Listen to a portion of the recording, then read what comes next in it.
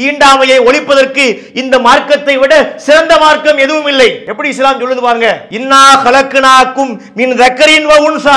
இந்த ஒரு வார்த்தையிலே எல்லா தீண்டாமையும் உடைபட்டு போய் விடுகின்றது. என்ன மாதிரி வார்த்தை என்று பாருங்கள். உங்கள் அனைவரையும் ஒரு ஆண் ஒரு பெண்ணிலிருந்தே படைத்திருக்கின்றோம். எல்லா மனுஷனும் சமம்னு சும்மா வாயில பேசினா நிக்காது. இது உணர்விலே இருந்து வர வேண்டும். நீ கருப்பனாக இருக்கிறாய், நீ வெள்ளையனாக இருக்கிறாய், நீ எந்த இனத்திலே இருக்கிறாய், நீ என்ன மொழியிலே இருக்கின்றாய், நீ என்ன தொழில் புரிகின்றாய், நீ யாராக வேணாலும் இரு. நாம் அனைவரும் யார் தெரியுமா? மனிதனாக பிறந்த ஒவ்வொருவனும் யார் தெரியுமா? ஒரு ஜோடிக்கு பிறந்தவர்கள். உலகத்திலே பல நாடுகள் தோற்று போனார்களே, இஸ்லாமிய மார்க்கத்தில் இங்க நமக்கு ராணுவம் கிடையாது, போலீஸ் கிடையாது, காவல்துறை நமக்கு சப்போர்ட்டா வர மாட்டாங்க, நீதித்துறை நமக்கு சப்போர்ட்டா வராது.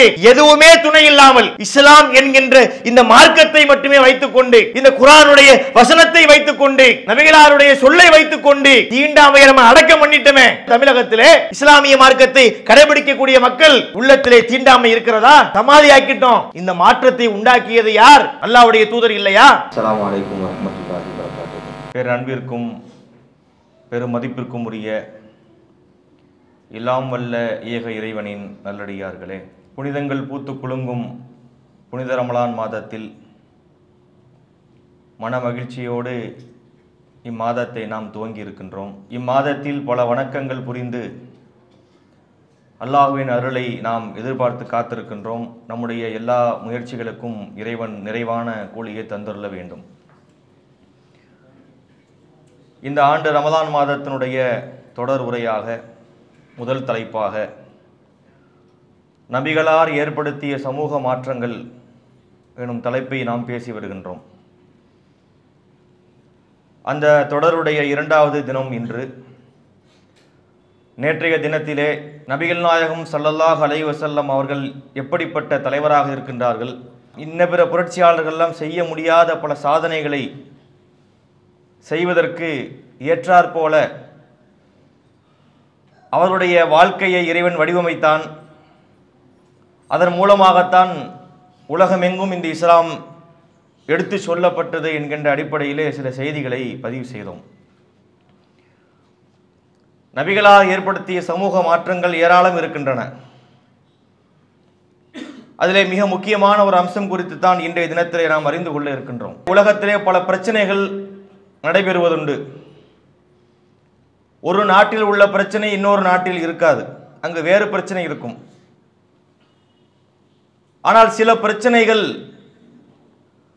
உலகளாவிய அளவிலே தாக்கம் பெற்ற நிகழ்ச்சிகளாக இருக்கும், தாக்கம் பெற்ற நிகழ்வுகளாக இருக்கும். அப்படிப்பட்ட ஒரு காரியம்தான் தீண்டாமை என சொல்லப்படக்கூடிய ஒன்று.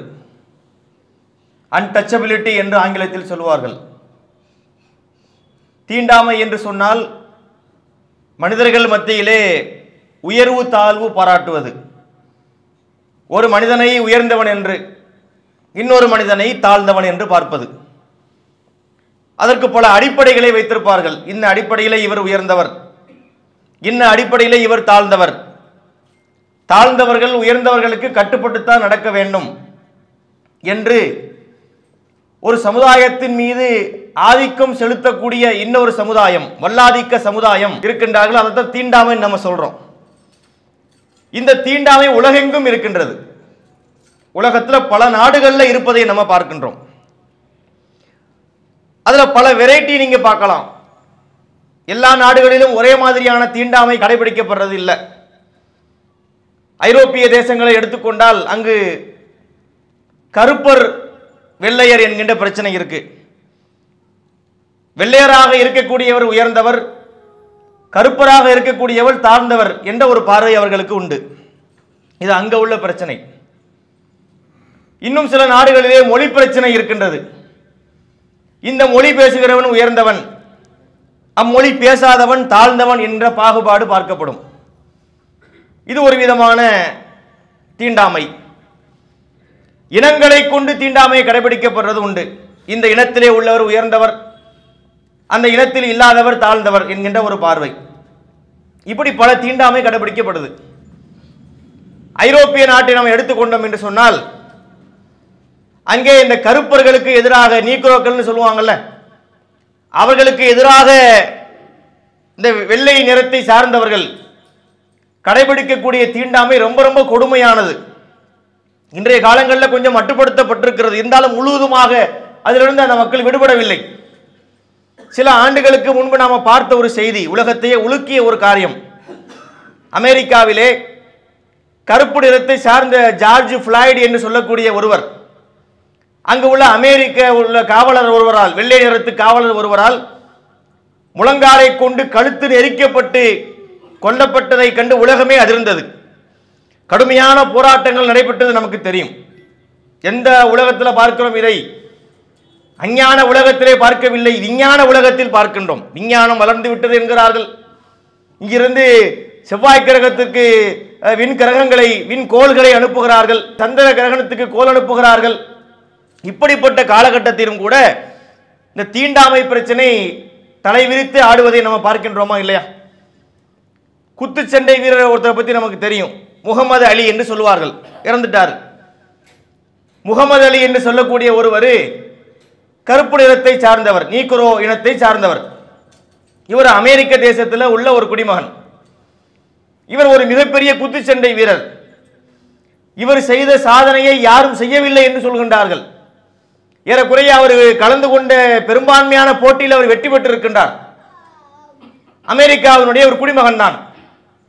1960ஆம் ஆண்டு நடைபெற்ற ஒலிம்பிக் போட்டியிலே பங்கெடுத்துக் கொண்டு அந்த ஒலிம்பிக் போட்டியிலே தங்க பதக்கத்தை அவர் ஜெயிக்கிறார்.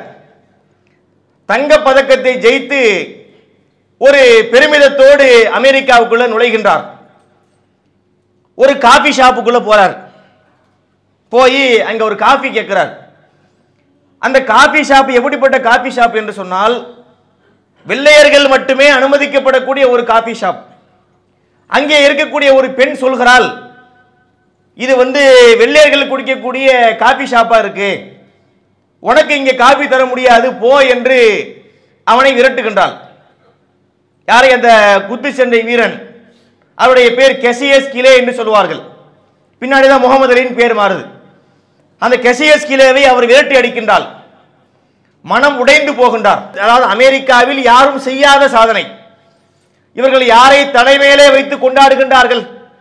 வெள்ளை நிறத்துக்காரன் கொண்டாடுறாங்களே, அந்த வெள்ளை நிறத்துக்காரன் செய்யாத சாதனையை நான் பண்ணியிருக்கிறேன். ஒரு மிகப்பெரிய பெருமையை நான் தேடி தந்திருக்கின்றேன். ஆனா எனக்கு ஒரு குவளை காபி தருவதற்கு கூட இந்த நாடு தயாராக இல்லையே என்று சொல்லி மனம் வெறுத்து தான் வாங்கிய அந்த தங்க பதக்கத்தை ஓக்கியோ என்கின்ற நதியிலே அவன் வீசி எறிகின்றான். எப்படிப்பட்ட ஒரு தீண்டாமை என்று பாருங்கள். எவ்வளவு பெரிய ஒரு பதக்கத்தை வாங்கினா அதுல ஒரு நாடு எவ்வளவு பெரிய பெருமை அடைவார்கள், எப்படிப்பட்ட புகழடைவார்கள். அதையெல்லாம் கவலைப்படாம என்ன நீ வாங்கி கொடுத்தாலும் நீ கருப்பன் கருப்பன் தான், உனக்கு இங்கே இடமில்லை என்று பண்பாட்டின் காவலர்களை போல, நாகரிகத்தினுடைய முன்னோடிகளை போல காட்டிக்கொள்ளக்கூடிய அமெரிக்க தேசத்தில் நடந்த கதை இது. எங்கேயோ உள்ள ஆப்பிரிக்கா கண்டத்தில் நடந்த விஷயம் அல்ல. எல்லாவற்றுக்கும் தான் தான் சட்டாமில்லை என்று பேசக்கூடிய அமெரிக்காவுடைய நிலை எப்படி இருக்கின்றது? இந்த லட்சணத்திலே இருக்கின்றது. மனம் ஒடிந்த அந்த கேசியஸ் கிலே தான் பிற்காலத்தில் இதற்கு தீர்வு தேடி செல்லக்கூடிய நேரத்தில் இஸ்லாத்தை பற்றி அறிந்து கொண்டு இதனுடைய தனித்துவத்தை புரிந்து கொண்டு வேறு எங்கும் இல்லாத சமத்துவம் இஸ்லாமிய மார்க்கத்தில் இருக்கின்றது என்கின்ற ஒற்றை காரணத்தினால் இம்மார்க்கத்தை அவர் தழுவுகின்றார். பாருங்கள், இந்த நிறவெறி என்பது ஒரு மனிதனை எப்படிப்பட்ட மிருகத்துக்கு நிகராக அல்லது மிருகத்தை விட மோசமா ஆக்குது. ஆடு மாடுகள் யாராவது கருப்பனை பார்த்து கடிக்குதா? ரோட்ல நாய் போகுது, ஒரு வெறிப்படுத்தினா எல்லாரையும் கடிக்கும். கருப்பு நிறத்தில் உள்ளவனை பார்த்து கடிக்குதா? இல்லை, அவைகள் கூட அதை கூட செய்வது கிடையாது. மனிதர்கள் என்ன செய்கின்றார்கள்? இது மாதிரியான தீண்டாமைகளை கடைபிடிப்பதை பார்க்கின்றோம். இது நிறவெறியின் அடிப்படையிலே செய்யக்கூடிய தீண்டாமைகள். நம்முடைய நாட்டுக்கு வருவோமே, நம்முடைய நாட்டில் என்ன விதமான தீண்டாமைகள் இருக்குன்னா, இன ரீதியாக, மொழி ரீதியாக, வர்ணாசிரம அடிப்படையிலே தீண்டாமை என்பது பார்க்கப்படுது.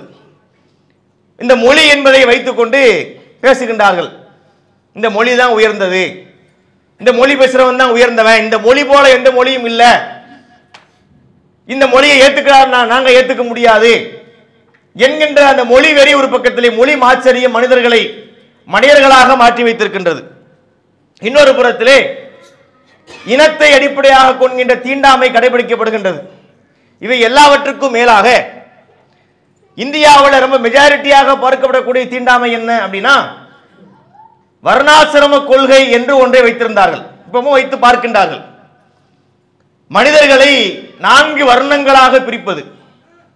அதென்ன 4 வர்ணங்கள் என்று சொன்னால், மனிதர்கள் கடவுள்கிட்ட இருந்து வந்தவர்கள் தான் எல்லா மனிதர்களுமே, அவங்களுடைய பார்வையை சொல்றாங்க. ஆனா அதுல வேறுபாடு இருக்கிறது. கடவுளுடைய நெற்றிலே இருந்து வந்தவர், கடவுளுடைய தோல் பகுதியிலிருந்து வந்தவர், கடவுளுடைய தொடை பகுதியிலிருந்து வந்தவர், கடவுளுடைய கால் பகுதியில இருந்து வந்தவர். நெத்திலே இருந்து வந்தவர் அந்தனர், தோளில் இருந்து வந்தவர் சத்திரியர், தொடையில் இருந்து வந்தவர் வைசியர், காலில் இருந்து வந்தவர் தான் சூத்திரர். இந்த சூத்திரர் என்பவர் தான் தாழ்ந்த சாதியாக பார்க்கப்பட வேண்டும். அவர்களை எல்லா இடத்திலையும் உள்ள விடக்கூடாது, அவர்கள் நமக்கு அடிமையாகத்தான் கிடைக்க வேண்டும் என்று சில உயர் வகுப்பை சார்ந்தவர்கள் அவர்கள் மீது ஆதிக்கம் செலுத்துவதை நாம் பார்க்கின்றோம். அவர்கள் மீது தீண்டாமை கடைபிடிப்பதை நம்ம பார்க்கின்றோமா இல்லையா? அப்ப எத்தனை விதமான தீண்டாமைகளை அவர்கள் கடைபிடிக்கின்றார்கள். அல்லாஹ்வுடைய பெரும் கிருபையினால் நாம் எல்லாம் இஸ்லாமிய மார்க்கத்தை ஏற்று வந்துவிட்டோம். இந்த மார்க்கத்தை ஏற்பதற்கு முன்பாக என்னென்ன கஷ்டங்களை நம்முடைய முன்னோர்கள் அடைந்தார்கள் தெரியுமா? இணையதளத்தில் தேடி பார்க்கின்றோம். அந்த செய்திகளை நாம் படித்து பார்க்கும்போது உள்ளமெல்லாம் பதைபதைத்து போகிறது, கண்களெல்லாம் கலங்குகின்றது. அப்படிப்பட்ட நெருக்கடிகளுக்கு நம்முடைய முன்னோர்கள் ஆட்படுத்தப்பட்டிருக்கின்றார்கள். இன்றைக்கும் அந்த மக்கள் அப்படித்தான் நடத்தப்படுகின்றார்கள். எவ்வளவு விதமான கொடுமைகள் தெரியுமா? காலிலே செருப்பு போட்டு நடக்கக்கூடாது. யார் சூத்திரராக இருக்கின்றாரோ அவர் தாழ்ந்த சாதிக்காரர், ஷெட்யூல்டு காஸ்ட் என்று சொல்லுவார்கள், பட்டியலினத்தை சார்ந்தவர்கள் என்று அவங்களுக்கு ஒரு பேர் இருக்கு. அவர்கள் காலிலே செருப்பணிந்து நடக்கக்கூடாது, மேல் சட்டை அணியக்கூடாது, தோளிலே துண்டு போடக்கூடாது, கொடை பிடித்துக் கொண்டு, வெயில் கடுமையான வெயில் அடிக்கும், கொடை பிடித்துக் கொண்டு ரோட்டிலே நடந்து செல்லக்கூடாது. ஒரு உயர் சாதிக்காரர் வந்தார் என்று சொன்னால் செருப்பை கலட்டி துண்டை எடுத்து இடுப்புல வைத்துக் கொண்டு, கக்கத்தில் வைத்துக் கொண்டு கும்பிடுற எஜமா, கும்பிடுற சாமி என்று சொல்ல வேண்டும் என்கின்ற அடக்குமுறைகள் எல்லாம் செய்யப்பட்டதா இல்லையா?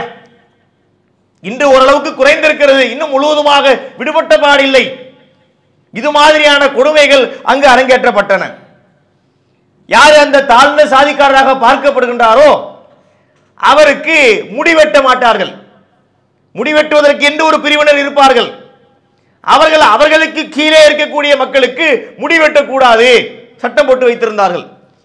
சலவை தொழிலாளிகள் இருப்பார்கள், அவங்க உயர் சாதிக்காரங்களுடைய சட்ட துணிமணி எல்லாத்தையும் துவைத்து போடுவார்கள். இந்த குறிப்பிட்ட சாதிக்காரங்களுடைய சட்டை துணிமணிகளை அவர்கள் துவைத்து போடக்கூடாது, அதற்கு தடை விதித்திருந்தார்கள். இன்னும் ஒரு கொடுமையான நடைமுறை இருந்தது. என்ன தெரியுமா? யார் இந்த தாழ்ந்த சாதியிலே இருக்கின்றார்களோ அவங்களுக்கு கல்யாணம் ஆகும். கல்யாணம் ஆன உடனே அவங்க என்ன செய்யணும் தெரியுமா?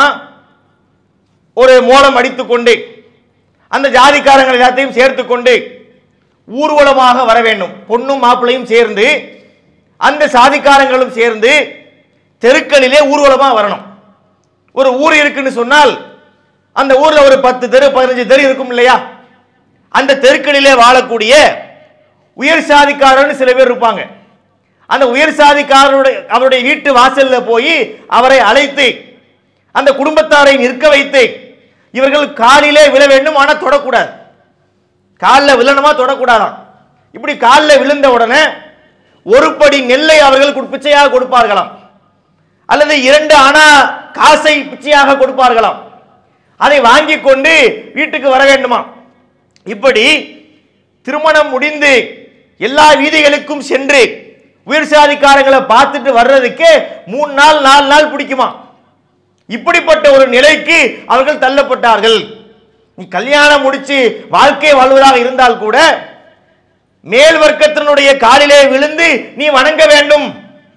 யாராவது இதை ஏற்க மறுத்தால் அவர்களுக்கு கடுமையான தண்டனைகள் அவங்க மேல பாயும். என்ன தண்டனைகள்? மரத்திலே கட்டி வைத்து திருக்கை வாளை கொண்டு அடிப்பார்கள். திருக்கை வாள்னா தெரியுமா? திருக்க மீன் இருக்குல்ல, திருக்க மீனுடைய வால் பார்த்தீங்கன்னா முள்ளோட இருக்கும். அந்த திருக்கை மீனுடைய வாளை கொண்டு மேல என்ன செய்து போட்டு ரத்தம் வர்ற அளவுக்கு கடுமையா அடிக்கிறது. இது மாதிரியான கொடுமைகள் அவர்களுக்கு நடந்திருக்கின்றது. அவர்கள் செய்யக்கூடிய தொழில் என்னவாக இருக்கும் என்று சொன்னால் குறிப்பிட்ட தொழில் தான் பண்ணணும். அதுல முக்கியமான தொழில் என்னன்னு சொன்னா பிணத்தை எரிப்பது. ஒருத்தர் இறந்துட்டாருன்னு சொன்னா அந்த பிணத்தை கொண்டு வந்து சுடுகாட்டில் வச்சுட்டு போயிடுவாங்க. அந்த பிணத்தை எரிக்க வேண்டியது யாருடைய பொறுப்புன்னா இந்த மக்களுடைய பொறுப்பு. அதை மறுக்க கூடாது. மறுத்தாங்கன்னு வைங்க திருக்க வாள்ல கொண்டு அடிப்பார்கள். பிணத்தை எரிக்க வேண்டியது அவங்க வேலையாம். அதே போன்று மலம் பாரக்கூடிய வேலை, அவங்க வீடுகளில் இருந்து வரக்கூடிய மனித கழிவுகள் இருக்கிறதே, அந்த கழிவுகளை அள்ளி போடக்கூடிய வேலையைத்தான் இவர்கள் செய்ய வேண்டும் என்கின்ற நிலையை உருவாக்கி வைத்திருந்தார்கள். பள்ளிக்கூடங்களுக்கு போய் படிக்கிறதுக்கு அவர்களுக்கு அனுமதிக்கப்படுறது கிடையாது. அவங்களுக்குன்னு தனி ஸ்கூல் இருக்கும். அல்லது எங்கேயாவது ரெக்கமெண்டேஷன் பிடித்து ஒரு பள்ளிக்கூடத்துக்கு போயிட்டா கூட மற்ற மாணவர்கள் பெஞ்சிலே அமர்ந்திருப்பார்கள். இவர்கள் அனைவருமே தரையிலே உட்கார வைக்கப்படுவார்கள். தரையில உட்காரணும், பெஞ்சுக்கு வரக்கூடாது. ஸ்கூல் முடிந்த உடனே ஆளா எதிர்ச்சி வெளியில போயிடணும். மற்ற மாணவர்கள்லாம் உயர் சாதிக்கார மாணவர்கள்லாம் வர்றதுக்கு முன்னாடியே எழுந்து வெளியிலே போய்விட வேண்டும். இப்படியான சட்டங்கள் போட்டு வைத்திருந்தார்கள். அங்கே பள்ளிக்கூடத்திலே ஒரு பானை இருக்கும் தண்ணீர் குடிப்பதற்கு. அந்த பானையில போய் தண்ணி அள்ளி குடிக்க கூடாது. அப்ப என்ன செய்ய வேண்டும்? இவர்கள் கையை இப்படி வைக்கணும். இந்த தாழ்ந்த சாதிக்காரங்கன்னு சொல்றாங்கல்ல, அவங்க பள்ளிக்கூடத்துக்கு போனா கையை இப்படி வைக்கணும். ஒரு உயர் சாதிக்கார பையன் என்ன செய்வான்? டம்ளர்ல தண்ணி அள்ளி இந்த கையில படாம ஊத்துவான். அதை வந்து அப்படி குடிக்கணும். இதெல்லாம் ஆரம்ப நிலை. பின்னாடி ரெட்டை கோல முறை வருது. இந்த ரெட்டை கோல முறை நம்ம சொல்றோமே, அதுவே போராட்டத்துக்கு பின்னாடி இருந்தது ரெட்டை கோல முறை. அதுக்கு முன்னாடி ரெட்டை கோல முறையும் கிடையாது. பனை ஓலை வைத்திருப்பார்கள், கடைகளில் வச்சிருப்பாங்க. பனை ஓலை எடுத்து குடிச்சிட்டு போகணும். பல போராட்டங்களுக்கு பிறகுதான் இன்னொரு குவளைய வையின்னு வந்தது. இவனுக்கு அலுமினிய டம்ளர் வச்சிருப்பாங்க. இதெல்லாம் போராட்டத்துக்கு பிறகு வந்தது. அதுவே பெரிய மாற்றமாக சீர்திருத்தமாக பார்க்கப்பட்டிருக்கு. பாருங்க, ஒரு பள்ளிக்கூடத்திலே இப்படிப்பட்ட அநியாயம். சக மாணவன் இருப்பான், அதே வயதுக்காரன், அதே பருவத்திலே உள்ளவன். ஆனா அவனை என்ன செய்யக்கூடாது? பேர் சொல்லி முருகேசன், கருப்புசாமி, ராமசாமி என்று பேர் சொல்லி அழைக்க கூடாது. அதாவது சம வயதுக்காரனாக இருந்தாலும் ஐயா என்று கருப்புசாமி ஐயா, முருகேசன் ஐயா என்று அழைக்கணுமா. பெண்ணா இருக்கிறாங்கன்னு வைங்க, லட்சுமி அம்மா, சரஸ்வதி அம்மா என்று பெயர் சொல்லி அந்த அம்மா ஆட்சின்னு அழைக்கணுமா. ஆணாக இருந்தால் ஐயா என்று சேர்த்து அழைக்கணும். சம வயதுக்காரங்க பெரியவரை ஐயா என்று அழைத்தால் வேறு, அது வயசுக்குரிய மரியாதை எடுத்துக்கொள்ளலாம். சம வயது இருந்தால் கூட அவர்களை ஐயா என்று அழைக்கணும். சம வயது பெண்ணாக இருந்தாலும் அவளை ஆட்சி என்று அழைக்க வேண்டும் என்கின்ற கொடுமைகள் நம்ம நாட்டில், தமிழ்நாட்டில் அரங்கேறி இருக்கு. நான் எங்கேயோ வெளிநாட்டில் உள்ள கதையை கொண்டு இங்கே சொல்லல. நம்முடைய தமிழகத்திலே இப்படிப்பட்ட தீண்டாமைகள் கடைபிடிக்கப்பட்டிருப்பதை நம்ம பார்க்கின்றோம். இன்னொரு சம்பவத்தை பாருங்கள். ஒரு தலித் சமுதாயத்தை சார்ந்த ஒருத்தர், அவர் ஒரு கடைக்கு சாப்பிட போகிறார். கடைக்கு சாப்பிட போகும்போது எல்லோரும் போகக்கூடிய ஹோட்டலுக்கு இவங்க போயிடக்கூடாது. வாசல்ல நின்று இலையில வாங்கி ரோட்ல வச்சு தின்ன அனுமதிப்பான். கடைக்குள்ள போய் அனைவரையும் போல உட்கார்ந்து சாப்பிட்றதுக்கு அனுமதி கிடையாது. இவர் என்ன பண்றாரு? அந்த ஹோட்டலுக்குள்ள போய் இட்லியை வாங்கி சாம்பாரை ஊற்றி சாப்பிட்டுட்டு இருக்கிறார். இவரை பத்தி தெரிஞ்ச ஒரு ஆள் அங்க வர்றார். இவன் இந்த சாதிக்காரனாச்சே, இவன் என்ன இலை போட்டு சாப்பிட்டுக்கிட்டு இருக்கிறான் அப்படின்னு சொல்லி ஊர் என்ன ஜாதி என்னன்னு கேட்கிறார். இவர் சுதாரித்து கொண்டு அங்கிருந்து தப்பி ஓட பார்க்கிறார். ஒரு தப்பும் செய்யல. இவர் காசை திருநாரா? சாப்பிட்டு காசு கொடுக்காம ஓடி போனாரா? இல்ல, அந்த சாதிக்கார போய் சாப்பிட உட்கார்ந்துட்டாராம். அவரை அடித்து அவர் சாப்பிட்ட உணவை எடுத்து அவர் முகத்திலே வீசி அந்த சாம்பார் எல்லாம் அவர் கண்ணிலே வடிந்து அவர் ஒரு மாதிரியா ஓடுறாரு. இதெல்லாம் நிலைமையை பார்க்கின்றோம். இப்படி ஓடக்கூடிய நேரத்தில் தான் அவரை துரத்தி கொண்டு இன்னொரு இஸ்லாமியர் ஓடுகிறார். இதை அவரே பதிவு செய்கிறார். ஒரு புத்தகத்திலே படித்து செய்த உங்களுக்கு சொல்றேன். இந்த சிறுவனை துரத்தி கொண்டு இன்னொரு இஸ்லாமிய பெரியவர் ஓடுகிறார். அவர் என்னமோ இதன் பயந்து கூட கொஞ்சம் வேகமா ஓடுறார். கடைசியில் அந்த பையனை அந்த இஸ்லாமிய பெரியவர் பிடிக்கிறார். பிடிச்சு தன்னுடைய வீட்டுக்கு கூட்டிட்டு போறார். தண்ணீரால் அவருடைய முகத்தை கழுவுகிறார், கண்ணை கழுவுகிறார், அவனை அரவணைக்கிறார், அவருக்கு ஒரு உணவிட்டு கொடுக்கின்றார். அவர் சாப்பிட்டு விட்டு இருந்த மீத உணவை எடுத்து இவர் வாங்கி சாப்பிடுகிறார். அப்ப அவர் மெய்மறந்து மெய் சிலிர்த்து போகிறார். என்னங்க இது, எங்களை இப்படி இந்த சமுதாயம் வாட்டி வதைக்கின்றார்கள், கிட்ட விட மாட்டான் எங்களை. ஆனா நீங்க எப்படி என் கிட்ட வந்தீங்க, என்னை எப்படி நீங்க தொட்டீங்க, எனக்கு எப்படி நீங்க சாப்பாடு கொடுத்தீங்க, அதை எல்லாத்தையும் விட நான் சாப்பிட்ட மீத உணவை நீங்க எப்படி சாப்பிடுறீங்க, அது எப்படி உங்களால முடியுது என்று சொன்ன போது அந்த இஸ்லாமிய பெரியவர் சொன்ன பதில் என்ன தெரியுமா? இது எங்கள் மார்க்கம் எங்களுக்கு போதிக்கக்கூடிய விஷயமாகும். இஸ்லாமிய மார்க்கத்தில் இந்த சமத்துவம் சொல்லப்படுகிறது என்று அழகிய ஒரு பதிலை அவருக்கு சொல்லுகின்றார். பாருங்கள், எப்படிப்பட்ட ஒரு சமுதாயத்துக்கு மத்தியிலே இஸ்லாமிய மார்க்கம் என்ன சொல்லுது நீங்க பாருங்க. இது ஒரு விதமான தாக்குதல்கள். ஊராட்சி மன்ற எலெக்ஷன் நடக்கும். இப்போ எலெக்ஷன் நடந்து கவுன்சிலர்லாம் வர்றாங்களே, எம்எல்ஏ கவுன்சிலர்லாம் வர்ற மாதிரி அன்றைய 1960 நான் சொல்றேன், 1950 60 அந்த வாக்கிலே ஊராட்சி மன்ற எலெக்ஷன் நடக்கும். தலித் சமுதாயத்தை சார்ந்த ஒருத்தர் எலெக்ஷன் நின்று ஜெயிச்சிருவார். நல்லா கவனிக்கிற, மக்களால் தேர்ந்தெடுக்கப்பட்ட ஒரு பிரதிநிதி அவர். அவருக்கு கொடுக்கக்கூடிய மரியாதை அரசாங்கம் கொடுக்கணுமா இல்லையா? கொடுக்க மாட்டார்கள். அவங்க எங்க நிக்கணும் தெரியுமா? ஊராட்சி மன்ற அவை கூட்டம் நடக்கும், தலைவர்கள் இருப்பார்கள், மற்ற உயர் சாதிக்காரங்க உள்ள உட்கார்ந்துருப்பாங்க.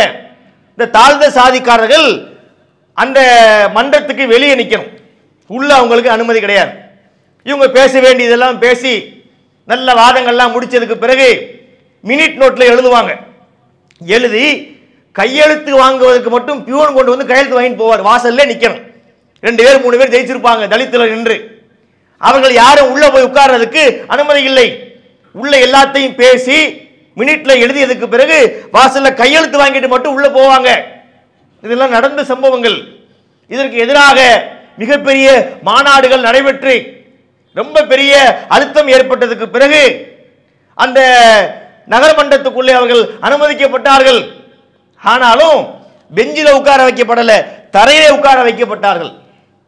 அப்ப எப்படிப்பட்ட ஒரு நிலை என்று பாருங்க. மனுஷன் தானே அவன், நம்மை போன்ற மனிதன், நமக்கு இருக்கின்ற எல்லா உணர்வும் அவனுக்கு இருக்கிறது. அவன் இன்னொரு ஜீவராசி அல்ல, ஒரு ஆடோ ஒரு மாடோ ஒரு மற்ற இதர மிருகங்களோ அல்ல. நம்மை போன்ற மனிதன், நம்மை போன்ற பகுத்தறிவு வழங்கப்பட்ட மனிதன். அவனை இது மாதிரியாக மோசமாக நடத்துவது சரியான செயலாக இருக்க முடியுமா? சிந்திக்க கடமைப்பட்டிருக்கின்றோம். அப்ப இப்படியான தீண்டாமை கொடுமைகள் நம்முடைய தமிழகத்திலேயே தலைவிரித்து ஆடி இருக்கின்றது. இந்த சூழ்நிலையில தான் தமிழகத்திலே பிரச்சாரங்கள் நடைபெற ஆரம்பிக்கின்றது. இந்தியாவிலே பல இடங்களில் நடக்கின்றது. தமிழகத்திலே பெரியாருடைய தலைமையிலே பிரச்சாரங்கள் நடைபெற்றது. அவர் நிறைய பிரச்சாரம்லாம் பண்றார். இந்த சாதிய கொடுமைகளுக்கு எதிராக அவர் குரல் எழுப்பி இருக்கிறார். அவர் சொன்ன எல்லா கருத்தையும் நம்ம ஏற்க வேண்டியதில்லை, அவர் சொன்ன எல்லா கருத்தையும் நம்ம மறுக்க வேண்டியதும் இல்லை. நல்லதும் இருக்குது, கெட்டதும் இருக்கிறது. ஆனா அவர் நல்லது என்று எடுத்துக்கொண்டாலும் கூட அதை விட சிறப்பாக இஸ்லாம் சொல்லி இருக்கிறது, அது வேறு விஷயம். இதனால் நடந்ததை உங்களுக்கு அப்படியே பதிவு செய்கிறோம். இந்த சாதிய கொடுமைகளுக்கு எதிராக பல பிரச்சாரங்களை அவர் முன்னெடுக்கிறார், பிரச்சாரம் பண்றார். சாதி மத பேதம் ஏதப்பா, அது எத்தர் செய்து வைத்து சூதப்பா அப்படின்லாம் அவர் ஒரு மாதிரியே பேசுவார். மக்களிடத்திலே பிரச்சாரத்தை கொண்டு சென்றார். அவர் சில சீர்திருத்தங்கள்லாம் பண்ணார். எப்படி பண்ணார்னா, நான் ஏற்கனவே உங்களுக்கு சொன்னேன், ஒரு தாழ்ந்த சாதிக்காரர் மக்களுடைய பார்வையிலே, அவர் உயர்ந்த சாதிக்காரரை பார்த்து என்ன சொல்ல வேண்டும்? கும்புற சாமின்னு சொல்லணும். ஒரு வகுப்பறையில போறான், ஒரு உட்கார்ந்துருப்பான் ஒரு பையன், ஆசிரியர் வந்தார் என்று சொன்னால் கும்புற சாமிங்கணும். முதலாளியை பார்த்தா கும்புற சாமிங்கணும். யாரை பார்த்தாலும் உயர்ந்த சாதிக்காரனை பார்த்தா கும்புற சாமின்னு அழைக்கணும். இப்படி வருதா? இதை யோசிக்கிறார். இதை உடைக்கணும். இந்த ஆணவத்தை, இந்த இருமாப்பை, இந்த கர்வத்தை உடைக்க வேண்டும். என்ன பண்றது? இந்த தாழ்ந்த சாதிக்கார பையங்க இருப்பாங்களே, அவங்களுக்கு பேர் வச்சு விட்டார். என்ன பேர் வச்சார் தெரியுமா? கும்புற சாமின்னு பேர் வச்சார். நான் சொல்றது புரியுதா உங்களுக்கு? அவன் பேரே கும்புற சாமி. இப்ப கிளாஸ் நடக்குது, வாத்தியார் வர்றாரு, அட்டண்டன்ஸ் எடுக்கணும். எப்படி எடுப்பாரு? கருப்பசாமி உள்ளேன் ஐயா, முனியசாமி உள்ளேன் ஐயா, கும்புற சாமி அப்படின்னு இவரை கும்புற மாதிரி வச்சார். அதை உள்ளேன் ஐயாம்மா அப்படி மாத்தி வைக்கிறார். இவன் அவனை பார்த்து கும்புற சாமின்னு சொன்ன மாதிரி இவனை பார்த்து கும்புற சாமின்னு சொல்லக்கூடிய அளவிற்கு ஒரு டெக்னிக் பண்ணி அப்படிலாம் பேர் வச்சு விட்டார். அந்த மாதிரிலாம் அவர் பண்ணுவார். ஒரு பையனுக்கு கொண்டு போய் பேர் வைக்க சொன்னாங்களாம். அவர்கிட்ட லண்டன் பேர் வச்சாராம். என்னங்க லண்டன் வைக்கிறீங்க, ஊர் பேரா இருக்குதே. அப்ப அவர் திருப்பி கேட்டார், நீ வந்து பழனின்னு வைக்கிற, சிதம்பரம்னு வைக்கிற, அதெல்லாம் ஊர் பேரா இல்லையா? பழனிங்கிறது ஊர் பேர் தானே. பழனி என்பது ஊர் பேர், சிதம்பரம் என்பது ஊர் பேர், லண்டன் என்பது ஊர் பேர் தானே. அவர் ஒரு டைப்பா யோசிச்சு சில விஷயங்களை பண்ணி இருக்கிறார். அப்ப அது மாதிரி பிரச்சாரங்களை அவர் முன்னெடுக்கிறார். அம்பேத்கரை போன்றவர்கள் இந்தியாவில் பல பகுதிகளில் அந்த பிரச்சாரங்களை முன்னெடுக்கின்றார்கள். ஓரளவுக்கு அதில் சில மாற்றங்கள் ஏற்பட்டதை மறுக்க முடியாது. பாருங்கள், இது மாதிரியான சாதிய கொடுமைகள், அதில் பாதிக்கப்பட்ட மக்கள், தீண்டாமையினால் அந்த பெரிய இழப்புக்குள்ளான மக்கள் மோசமான நிலையை அடைந்தாங்க. படிக்க முடியாது, அவங்களுக்கு ஈஸியா சீட்டு கிடைக்காது. உனக்கு எதுக்குடா இந்த படிப்பு என்று கேட்பார்கள். இந்த சாதிக்கார நீ பேரை சொல்லுவாங்க, இந்த சாதிக்கார நீ இந்த சமுதாயத்தை சார்ந்தவன், நீ உனக்கு எதுக்கு இந்த உயர் படிப்பு, பேசாம நீ போய் மாடு மேய்க்கிறதுக்கு போ, ஏன் தோட்டத்தில் வந்து வேலை பாரு என்று சொல்லக்கூடிய அளவிற்கு கொடுமைகள் அரங்கேறி இருக்கிறது. நடந்த ஒரு சம்பவம், தஞ்சை மாவட்டத்தில் நடந்த சம்பவம். ஒரு சமுதாயத்தை சார்ந்த மக்கள் பண்ணையாரிடத்திலே கூலி வேலையை பார்க்கின்றார்கள். காலையில் 4 மணிக்கு கொம்பு ஊதுவார்கள். கொம்பு ஊதிய உடனே 4:30க்குள்ள ஏரை பூட்டி கொண்டு நிலத்துக்கு போயிடணும் விவசாயம் பண்றதுக்கு. அப்ப போயாச்சுன்னா 11 மணிக்கு ஒரு பிரேக் கொடுப்பாங்க சாப்பிடுறதுக்கு. அதை முடிச்சாச்சுன்னா ராத்திரி 8 மணிக்கு தான் வீட்டுக்கு அனுப்புவாங்க. அதுவரை வேலை பார்க்கறதுல மாட்டுக்கும் மனுஷனுக்கும் வித்தியாசம் இருக்காது. 2 பேரும் சேர்ந்து கடந்து பாடுபட வேண்டும். இப்படி இந்த மக்களுடைய உழைப்பை உறிஞ்சினார்கள். இவன் என்ன கேட்டான், அந்த சமுதாயத்தை சார்ந்தவன், ஐயா எங்களுக்கு கட்டுப்படியாகல, கொஞ்சம் சம்பளத்தை ஏற்றி கொடுங்கள் என்று கேட்ட ஒரு காரணத்திற்காக அந்த நிலச்சுவாண்டார்கள் பிரச்சனை செய்து 44 பேரை உயிரோடு தீ வைத்து எரித்தார்கள். தமிழ்நாட்டில் நடந்த சம்பவம், தஞ்சை மாவட்டத்தில் நடந்த சம்பவம். அதுல 19 பேர் சிறுவர்கள். என்னங்க அவன் என்ன கேட்டான், சம்பளத்தை கூட்டி கேட்டான். ஒன்னு சம்பளத்தை கூட்டி கொடுக்கணும், இல்லைன்னா இல்ல எனக்கு கட்டுப்படியாக சொல்லணும். இப்படி கேட்டதுக்காக வேண்டி உயிரோடு எரிப்பதா? இப்படியான கொடுமைகள் எல்லாம் நம்ம தமிழ்நாட்டில் அரங்கேறி இருக்கின்றது.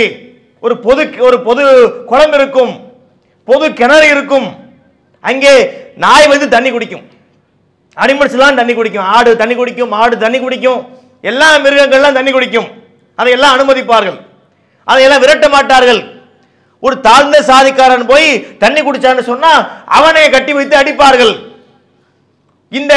இந்த மக்களுக்கு உரிய கிணத்துல போய் மலத்தை கலப்பார்கள். நடந்த சம்பவம், ஒரு சம்பவம் நடக்கிறது. ஒரு தாழ்ந்த சமுதாயத்தை மக்கள் பயன்படுத்தக்கூடிய ஒரு கிணறு, அந்த கிணத்துக்குள்ள வந்து கள்ளி செடியை கொண்டு வந்து போடுறாங்க.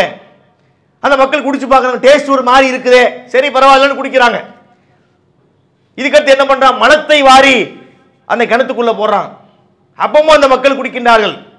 அப்புறம் ஒரு நாயை அடித்து சாகடித்து அந்த நாயுடைய உடம்புல கல்லை கட்டி கிணத்துக்குள்ளே போடுகின்றார்கள். அந்த நாயுடைய உடல் அழுகி அந்த துர்வாடையோடு தண்ணி வருது. அந்த மக்களுக்கு அதுவும் தெரியல, ஏதோ தவளைகளும் செத்து போயிருக்கும் போல இருக்கு நினைத்து அதை குடித்துக் கொண்டிருக்கின்றார்கள். நாட்கள் செல்ல செல்ல அந்த நாயுடைய உடம்பு அழுகி போய் கை வேறு கால் வேறு அப்படி மேல வரக்கூடிய நேரத்தில் தான் அங்க என்ன நடந்துச்சு என்பதே அந்த மக்களுக்கு புரிகின்றது. நடந்த கதை சம்பவங்கள், கதையல்ல, கற்பனை அல்ல. நம்ம தமிழ்நாட்டில் நடந்திருக்கக்கூடிய காரியங்கள் இருக்கக்கூடிய ஒரு சில துளிகள், நான் சொல்லாமல் இருக்கக்கூடிய விஷயங்கள் இன்னும் 1000 இருக்கலாம். இது மாதிரியான கொடுமைகள், தீண்டாமைகள் நம்முடைய தமிழ்நாட்டில் அரங்கேறி இருக்கின்றது. உலக அளவிலே நீக்ரோ இன மக்கள் பட்ட கஷ்டங்கள் இதைவிட பன்மடங்கு மேலானது. இப்படிப்பட்ட தீண்டாமைகள் இன்னைக்கு சமுதாயத்திலே தலைவிரித்து ஆடுவதை நாம் பார்க்கின்றோம். நபிகள் நாயகம் காலத்திலும் இது இருந்தது. அங்கே இருந்தது என்ன, வர்ணாசிரம கொள்கை அல்ல. அங்கிருந்த பிரச்சனை என்ன, குறைஷிகள் ஆதிக்கம் செலுத்தினார்கள். அவர்கள் தங்களை உயர்வான வகுப்பினர் என்று எடுத்துக்கொண்டார்கள்.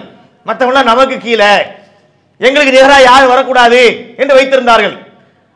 நிறைய சொல்ல முடியும். அதுக்கு உதாரணம் காபத்துல்லா இருக்குல்ல, காபத்துல்லாவை மக்கள் வலம் வருவார்கள். வலம் வரக்கூடிய நேரத்திலே இந்த குறைஷிகள் ஆடை அணிந்து வலம் வருவார்கள். மற்ற சமுதாயத்தை சார்ந்தவர்கள் ஆடை அணியக்கூடாது, நிர்வாணமாக வலம் வர வேண்டும். இவங்களா பார்த்து யாருக்காவது ஒரு ஆளை கூப்பிட்டு, எப்பா நீங்க வா, நீ இந்த சட்டையை போட்டுக்கணும், அவர் போட்டுக்குவார். ஒரு பெண்ணை அழைத்து நீ இந்த ஆடை அணிந்து கொள்னா அந்த பெண் அந்த ஆடை அணிந்து கொள்வாள். இவங்க யாரை செலக்ட் பண்ணி ஆடை தர்றாங்களோ அவர்களை தவிர ஏனைய சமுதாய மக்கள் அனைவரும் நிர்வாணமாகத்தான் சுற்றி வர வேண்டும் என்ற கொடுமையை குறைஷிகள் அரங்கேற்றினார்கள். இது சாதாரண ஒரு தீண்டாமை கிடையாது. இந்த குறைஷிகளுக்கு இருந்த குலப்பெருமை இருக்கிறதே, அது சாதாரண குலப்பெருமை அல்ல சகோதரர்களே. இவை அனைத்தையும் உடைத்து தகர்த்து தரைமட்டமாக்கி சமத்துவத்தை நபி அவர்கள் விதைத்தார்களே, அங்கே ஊன்றி நிற்க செய்தார்களே. இது எப்படிப்பட்ட சமுதாய மாற்றம் தெரியுமா? எப்பேற்பட்ட ஒரு மாற்றம் இது? சாதாரண மாற்றமா? நம்முடைய முன்னோர்கள் இந்த மார்க்கத்தை தழுவி இருக்காவிட்டால் கொஞ்சம் கற்பனை செய்து பாருங்கள். இன்னைக்கு எல்லாம் இஸ்லாமிய மார்க்கத்திலே நாம் அங்கம் வகிக்கின்றோம், இன்னைக்கு முஸ்லீமா இருக்கிறோம். ஆனா நம்மளே பல பேர் 2 தலைமுறை 3 தலைமுறை 5 தலைமுறைக்கு முன்னாடி முஸ்லீம்களாக இல்லை. இஸ்லாத்தை ஏற்ற மக்களிலே 70 விழுக்காடுக்கும் அதிகமான மக்கள் தலித் மக்களாகத்தான் இருந்தார்கள், வெவ்வேறு பட்டியலின மக்களாக இருந்தார்கள். இந்த கொடுமைகள் தாங்காமத்தான் இஸ்லாமிய மார்க்கத்திற்கு வந்தார்கள். அப்படி வரலன்னு வைங்க, இந்த மார்க்கத்தை நோக்கி வந்திருக்காவிட்டால் நம்முடைய வேலை என்ன?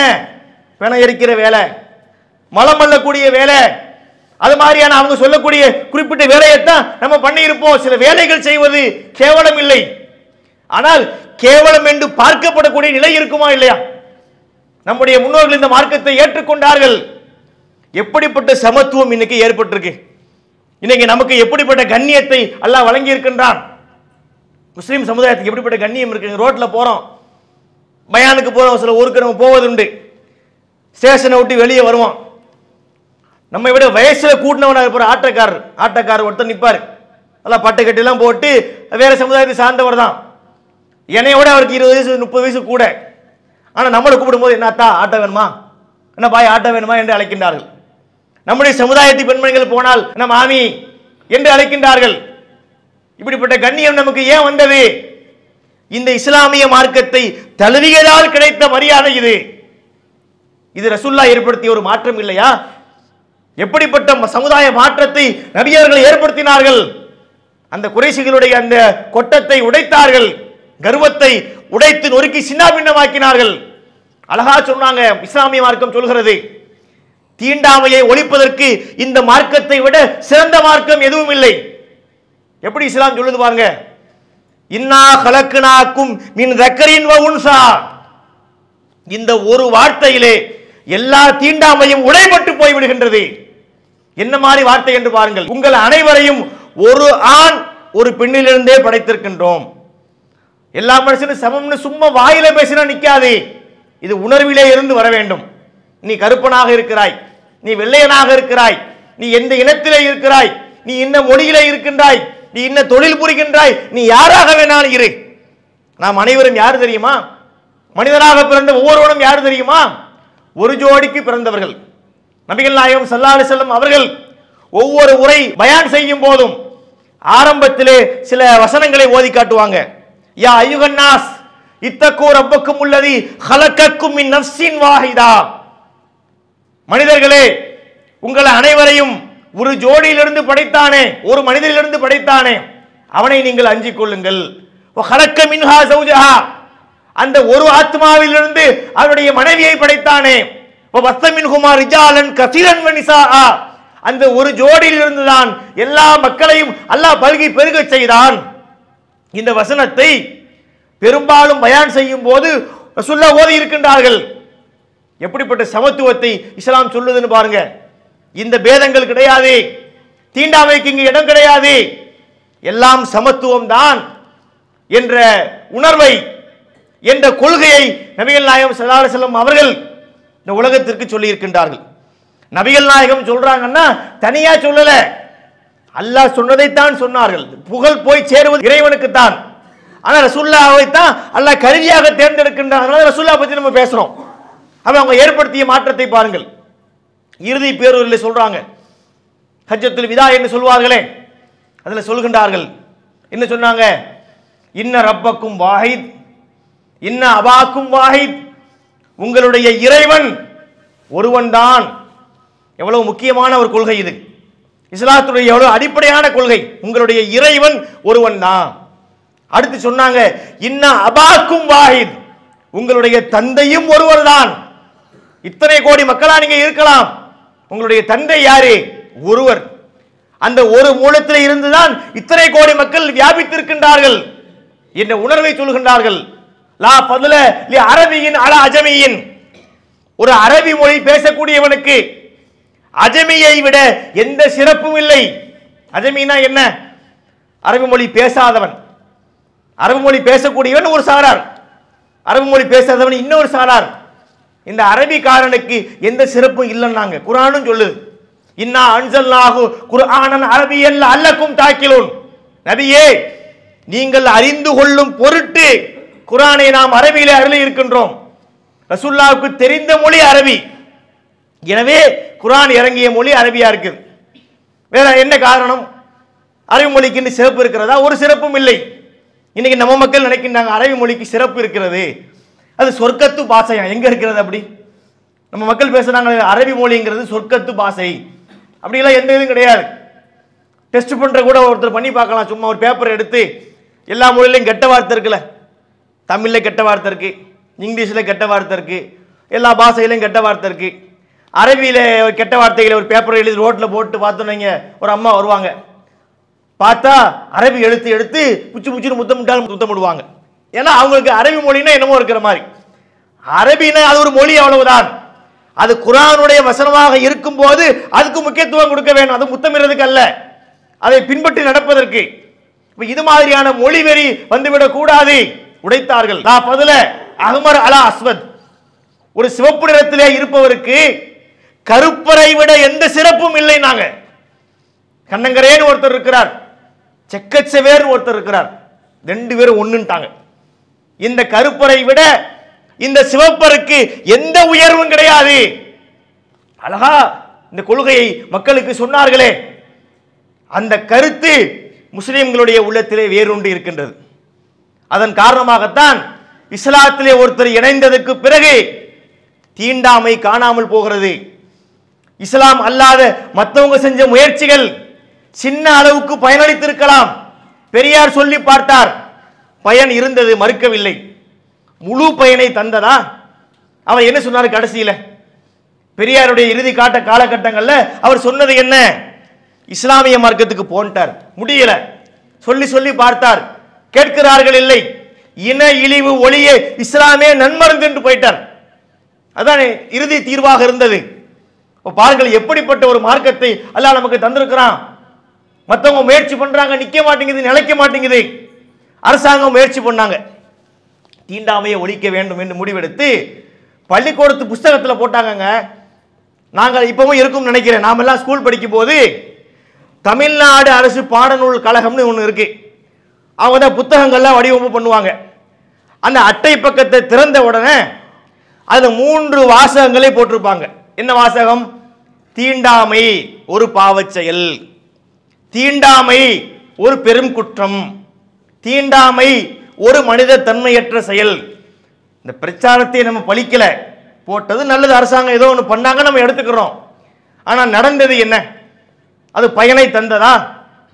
நம்ம பசங்க என்ன பண்ணுவாங்க தெரியுமா? 3 தீண்டாமையை அடிச்சிருவான். அடிச்சிட்டு காலாண்டு பரீட்சை ஒரு பாவச் செயல், அரையாண்டு பரீட்சை ஒரு பெரும் குற்றம், முழு ஆண்டு பரீட்சை அது மனித தன்மையற்ற செயல். அவனுக்கு பிரச்சனை அதுதானே. ஒரு மாணவனுக்கு என்ன பிரச்சனை? பள்ளிக்கூடத்து எக்ஸாம் வச்சு கொலையா கொள்றாங்க, இதை நிப்பாட்டி விடுங்க பாத்துக்கிறோம், அதான் பாவச் செயல் அவன் சொல்றான். அப்ப என்ன, இது மாதிரி பிரச்சாரங்கள் எல்லாம் பெரிய விளைவை தரவில்லை, பெரிய மாற்றத்தை தரவில்லை. யார் யார சொன்னாங்க? பாரதியார் சொன்னாரு, கருணாநிதி சொன்னாரு, விவேகம் என்னும் வெள்ளி முளைத்து சாதி மத பித்து என்னும் சனி தொலைந்தால்தான் சமத்துவம் என்னும் ஞாயிறு பிறக்கும். என்ன இருக்கு? வெளி சனி ஞாயிறுன்னு வருது, அவ்வளவுதான். கருத்துக்கள் உள்ள போகணுமா இல்லையா? ஒரு மனிதனுக்கு சமத்துவம் வர வேண்டும் என்றால் மொழி வேற்றுமை ஒழிய வேண்டும், இன வேற்றுமை ஒழிய வேண்டும், சாதிய வேற்றுமை ஒழிய வேண்டுமா?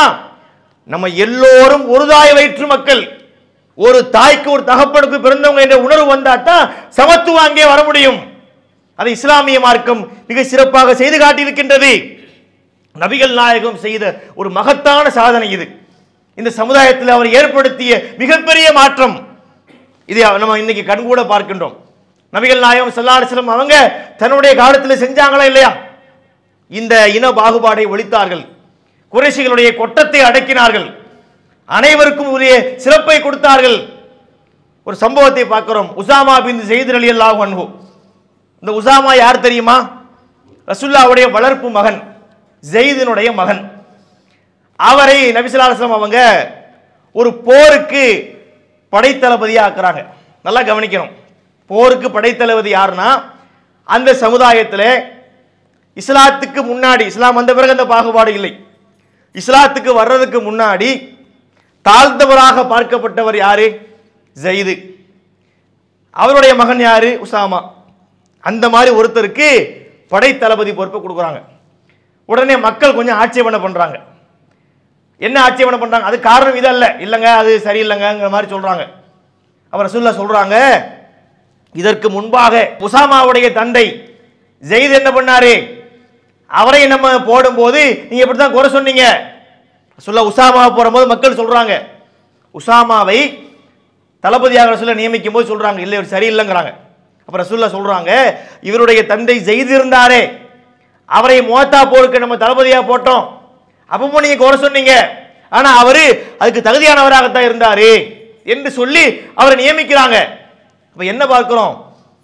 தாழ்ந்த சமுதாயம் என்று பார்க்கப்பட்ட ஒருவர் இஸ்லாமிய மார்க்கத்துக்கு வந்ததுக்கு பிறகு மற்ற முஸ்லிம்களை தலைமை தாங்கி போகக்கூடிய தளபதியாக மாற முடிகின்றது என்றால் இது நபிகள் நாயகம் செய்த மிகப்பெரிய புரட்சியிலே. கிட்ட நிக்க கூடாது, நான் வந்தா கிட்ட நிக்க கூடாது, என் கிட்ட நிக்க கூடாது, என் முன்னாடி செருப்பு போட்டு நடக்க கூடாது, என் முன்னாடி சாப்பிடக்கூடாது, என் முன்னாடி நிமிர்ந்து நடக்க கூடாது என்று சொன்ன மக்கள் மத்தியிலே அந்த சமுதாயத்தில் உள்ள ஒருத்தரை கொண்டு வந்து தளபதியாக்குதல் என்பது எப்படிப்பட்ட சமத்துவம்?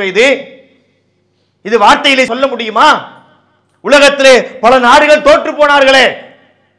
இஸ்லாமிய மார்க்கத்தில் இங்கே நமக்கு ராணுவம் கிடையாது, போலீஸ் கிடையாது, காவல்துறை நமக்கு சப்போர்ட்டா வரமாட்டாங்க, நீதித்துறை நமக்கு சப்போர்ட்டா வராது. எதுவுமே துணை இல்லாமல் இஸ்லாம் என்கின்ற இந்த மார்க்கத்தை மட்டுமே வைத்துக்கொண்டு, இந்த குர்ஆனுடைய வசனத்தை வைத்துக்கொண்டு, நபிகளாருடைய சொல்லை வைத்துக்கொண்டு தீண்டாமையை நம்ம அடக்கம் பண்ணிட்டோமே. இந்தியாவில் சொல்றோம், நம்ம இந்தியாவில் தமிழகத்திலே இஸ்லாமிய மார்க்கத்தை கடைபிடிக்கக்கூடிய மக்கள் உள்ளத்திலே தீண்டாமை இருக்கிறதா? சமாதியாக்கிட்டோம். இந்த மாற்றத்தை உண்டாக்கியது யார்? அல்லாஹ்வுடைய தூதர் இல்லையா? அல்லாஹ் சரியாகத்தானே தூதரை தேர்ந்தெடுத்திருக்கின்றான். உணர்ந்து பார்க்கும் போது அவ்வளவு ஆச்சரியமாக இருக்கின்றது. எப்பேற்பட்ட சமுதாயத்திலே அல்லாஹ் நம்மை வாழ செய்திருக்கின்றான். பெரிய பெரிய படிப்பு படித்தவர்கள், பண்டிதர்கள், பட்டதாரிகள், நீதிபதியா இருக்கிறார் ஒருத்தர், ஜுடிஷியல் எல்லாத்தையும் கரைத்து குடித்தவர், எல்லா சிவில் வழக்குகளை எல்லாத்தையும் அவர் கரை கண்டவராக இருப்பார். அவர்கிட்ட பாத்தீங்கன்னா தீண்டாம பார்க்கிறாரு. ஒரு தாழ்ந்த சாதிக்கார ஜட்ஜி ஒருத்தர் இருந்தாராம். அவருடைய பதவிக்காலம் முடிஞ்சு அப்ப அடுத்த ஜட்ஜி வர்றாரு. அவர் யாரு? உயர்ந்த சாதிக்காரர். சேர கழுவுன்ட்டான். சேர கழுவுங்க, அவன் உட்கார்ந்து சேர்ல நான் உட்கார மாட்டேன், சேர கழுவி கோட்டை கழுவி. இந்த அவமானம் இந்தியாவில் நடந்துச்சா இல்லையா? நடந்தது. ஒரு இந்தியாவுடைய ஒரு முக்கிய பொறுப்பில் இருந்து ஒரு மந்திரி ஒரு கோயிலை திறந்து சிலை எடுத்து வைக்கிறாரு. அவர் தொட்டால் என்பதற்காக வேண்டி கங்கையிலே இருந்து தண்ணீரை கொண்டு வந்து அதை அலம்பினார்களா இல்லையா? எத்தனை விஷயங்களை சொல்ல முடியும். இன்றைய காலத்திலே இன்றைக்கும் நடக்கக்கூடிய பிரச்சனையா இல்லையாங்க? ஒரு பிரேதம், ஒருத்தர் இறந்துட்டாரு, இறந்தவனை அடக்கம் செய்து தூக்கிட்டு போறாங்க, சுடுகாட்டுக்கு கொண்டு போகணும். சுடுகாட்டுக்கு கொண்டு போறதுக்கு ஒரு தெரு இருக்கிறது. அந்த தெரு உயர் சாதிக்காரர்கள் வாழக்கூடிய தெருவாக இருக்கிறது. இந்த தெருவுக்குள்ளே தூக்கிட்டு வரக்கூடாது, சுத்தி போங்க, காட்டு வழியா போங்க, பல கிலோமீட்டர் சுத்தி வந்து அடக்கம் பண்ண வேண்டி இருக்கிறது. இறந்தவர் யாராக இருந்தாலும் அவருக்கு எழுந்து ரசூலுல்லாஹி அவங்க மரியாதை பண்ணாங்க. மரியாதைனா என்ன? எழுந்து நின்னாங்க. ஒரு ஜனாசா போகுதுன்னு வைங்க, ஒரு ஜனாசா ரசூலுல்லாஹி இருக்கிறாங்க, ஒரு ஜனாசா போகுது, நிற்கும் போது எழுந்து செய்ய கூடாது. உயிரோடு வாழக்கூடிய நேரத்திலே யாருக்கு நம்ம எந்திரிச்சு நிற்க கூடாது. ஒரு மனிதர் இறந்த பிறகு பிரேதம் கொண்டு வரப்பட்டால் நபிகள் நாயகம் ஸல்லல்லாஹு அலைஹி வஸல்லம் அவங்க எழுந்து நின்றார்களே, எப்படிப்பட்ட பண்பாட்டை நமக்கு சொல்லிக் கொடுத்தார்கள். இன்னைக்கு நம்ம நாட்டில் இந்த கூத்துக்கெல்லாம் அரங்கேறி கொண்டிருக்கிறது இஸ்லாத்தை ஏற்றுக்கொண்ட மக்களை தவிர. அப்ப இஸ்லாமிய மார்க்கம் எப்படிப்பட்ட மாற்றத்தை உண்டாக்கி இருக்குது. தொழுகையில் நிற்கிறோம். நேற்று தலித்தில் இருந்து ஒருத்தர் இன்னைக்கு இஸ்லாத்துக்கு வந்துட்டார். தொழுகையில் நம்ம கிட்ட நின்று தொழுவார். ஒருவேளை அவருக்கு பின்னாடி நம்ம நின்று வைங்க, முன் ஸ்டெப்பில் அவர் நிற்கிறார். யாரு? நேற்று தலித்திலிருந்து இஸ்லாத்துக்கு வந்த ஒருத்தர். பின்னாடி நம்ம இருக்கிறோம். சஜிதா பண்ணக்கூடிய நேரத்தில் அவருடைய தலையில கால் படும். இதை ஒரு வித்தியாசமாக நம்ம பார்க்க மாட்டோம். ஏன்னா உள்ளத்துக்குள்ளே சமத்துவம் பண்ணக்கூடிய வேலை நபிகள் நாயகம் உள்ளத்திலே போட்ட விதை. ஆச்சரியப்படுறாங்க, உலகமே ஆச்சரியப்படுது. சில விஷயங்கள் நமக்கு தெரியாது, அதை வெளிமக்களுடைய கண்ணோட்டத்தில் பார்க்கணும். ஆண்டுதோறும் ஒரு மாநாடு நடக்கிறது, முஸ்லிம்கள் நடத்தக்கூடிய மாநாடு. எங்க நடக்கிறது? ஹஜ்ஜில் நடக்கிறது. அது என்ன மாநாடு தெரியுமா? தீண்டாமை ஒழிப்பு மாநாடு. அந்த மாநாட்டிலே பாருங்கள், பணக்காரன், ஏழை, கருப்பன், வெள்ளையன், ஆண்டி, அரசன் எல்லாம் நிற்பார்கள். யாருக்கும் எந்த பட்டு கம்பளமும் கிடையாது, யாருக்கும் எந்த தனிச்சிறப்பும் கிடையாது, யாருக்கும் இடம் பிடிச்சு வைக்க மாட்டாங்க. எவன் முந்தி போறானோ அவனுக்கு முன்னாடி வரிசை. யாரும் யாரும் சேர்ந்து நிற்பார்கள், தோளோடு தோள் சேர்ந்து நிற்பார்கள். எப்பேற்பட்ட சமத்துவத்தை இஸ்லாமிய மார்க்கம் ஏற்படுத்தி இருக்கின்றது. நபிகள் நாயகம் உண்டாக்கிய முக்கியமான மாற்றம் இல்லையா? இப்படி இதை பற்றி நம்ம சொல்லிக்கொண்டே போகலாம். இந்த சிறப்புகளை பற்றி, நபிகளால் உண்டாக்கிய இந்த மாற்றத்தை பற்றி நாம் நிறைய சொல்லலாம். பிலால் அவங்களுடைய வாழ்க்கை வரலாறு நமக்கு ஒரு பாடம். பிலால் ரலியல்லாஹு அன்ஹு அவங்க யாரு? அடிமையாக இருந்தவர், தாழ்வாக பார்க்கப்பட்டவர். அவர் இஸ்லாமிய மார்க்கத்தை ஏற்கிறார். ஏற்றுக்கொண்டால் அவருடைய சிறப்பு சொல்றாங்க பாருங்க. அவரை சந்திக்கும் போது, பிலாலே, சொர்க்கத்திலே உங்களுடைய காலடி ஓசையை நான் கேட்டேன். அப்ப என்ன விளங்குது? தாழ்ந்த சமுதாயத்தில் உள்ளவராக இருந்து உலகத்தில் பார்க்கப்பட்டாலும் இஸ்லாமிய மார்க்கத்தில் இருந்தால் அவருக்கு சொர்க்கம்ன்றது தெரியுது. ரசூலுல்லாஹ் கேட்கிறாங்க, சொர்க்கத்தில் உங்க காலடி ஓசை கேட்டுச்சுங்க, நீங்க என்ன சிறப்பா பண்ணக்கூடிய அமல் என்ன அப்படின்னு கேட்கிறாங்க. பிலால் அவங்க சொல்றாங்க, நான் என்ன சிறப்பா பண்ணுவேன்னு சொன்னா, தொழுகைக்காக நான் ஒளி செய்ய நாடினால், எந்த தொழுகைக்காக ஒளி செய்ய நாடுகிறேனோ அந்த தொழுகையை இரவிலோ பகலிலோ நான் விட்டது கிடையாது. ஒளி செய்வேன், கேட்டா தொழுதுருவேன் அப்படின்னு பதில் சொல்றாங்க. எப்பேற்பட்ட கண்ணியத்தை, உயர்வை, சிறப்பை, மாண்பை மனிதர்களுக்கு இஸ்லாமிய மார்க்கம் வழங்கி இருக்கின்றது. இப்பேற்பட்ட சமுதாய மாற்றத்தை நபிகள் நாயகம் ஸல்லல்லாஹு அலைஹி வஸல்லம் அவர்கள் உண்டாக்கி இருக்கின்றார்கள். நபிகள் நாயகம் உண்டாக்கிய மாற்றத்திலே மிக முக்கியமான மாற்றமாக இருக்கக்கூடியது இந்த தீண்டாமை ஒழிப்பாக இருக்கிறது என்பதை புரிந்து கொண்டு, இவ்வளவு சிறந்த மார்க்கத்திலே நாம் அங்கம் வைக்கிறோம் என்று சொன்னால் அதனுடைய உயர்வை, அதனுடைய மாண்பை புரிந்து கொண்டு இந்த மார்க்கத்தை சரியாக பின்பற்றக்கூடிய மக்களாக நம்ம மாற வேண்டும். வல்ல அல்லாஹ் நம் அனைவருக்கும் அந்த வாய்ப்பினை நல்குவானாக என்று கூறி என்னுடைய இந்த உரையை நிறைவு செய்கின்றேன். இன்ஷா அல்லாஹ் நாளைய தினத்தில் இன்னொரு முக்கியமான மாற்றத்தை பற்றி நம்ம அறிந்து கொள்வோம். அஸ்ஸலாமு அலைக்கும் வரஹ்மத்துல்லாஹி வபரகாத்துஹு.